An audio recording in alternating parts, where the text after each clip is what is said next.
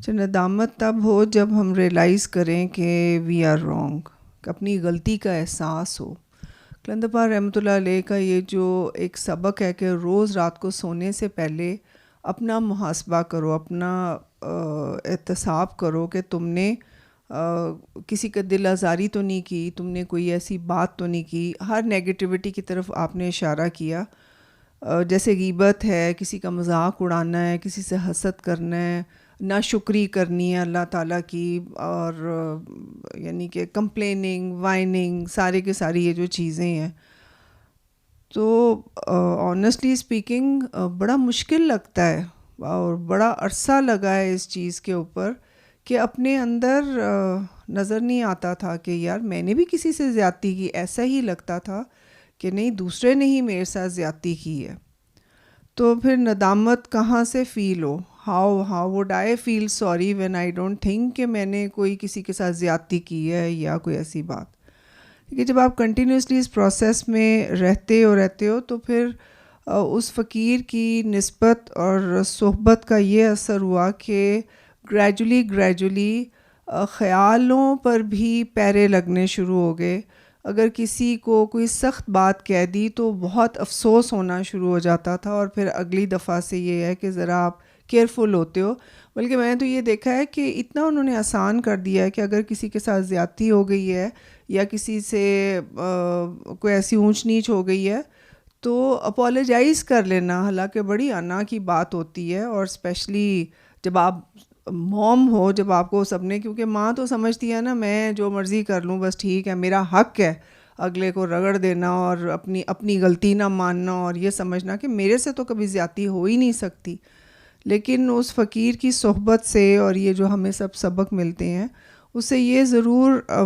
آ گیا ہوا ہے کہ اگر کوئی گڑبڑ ہوتی ہے، کوئی پرابلم ہوتی ہے، کوئی کسی کے ایٹیچیوڈ سے کوئی مسئلہ لگتا ہے تو اپنی طرف ضرور نظر جاتی ہے۔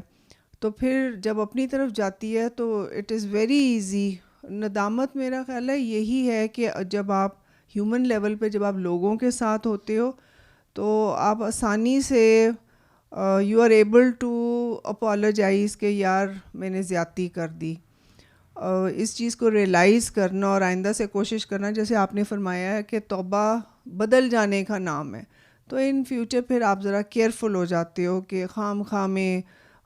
جیسے اس دن یہ فرما رہے تھے کہ میں تو کبھی، کہ مجھے تو حیا آتی کسی کو تو تڑاخ کر کے، میں نے کبھی نہیں انہیں سنا یہ بات کرتے ہوئے کہ تو یا تیرا، اور حالانکہ ہم لوگوں میں، میرے میں تو عادت ہے فرینکنس کی،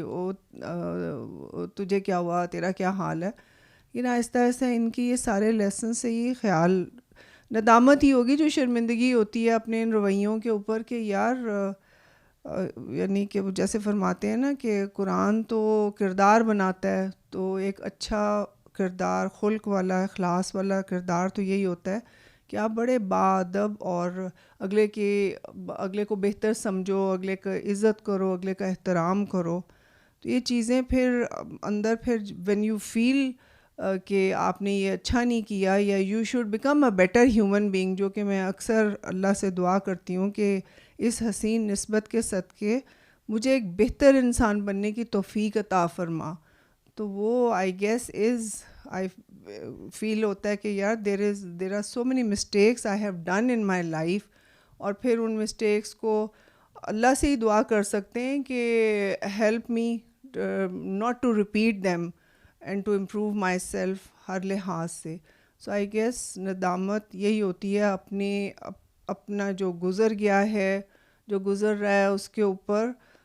شرمندگی ہونی یا فیلنگ سوری کہ ایسا نہیں ہونا چاہیے، اور پھر توبہ یہی ہے کہ دعا کرنی اور پھر کوشش کرنی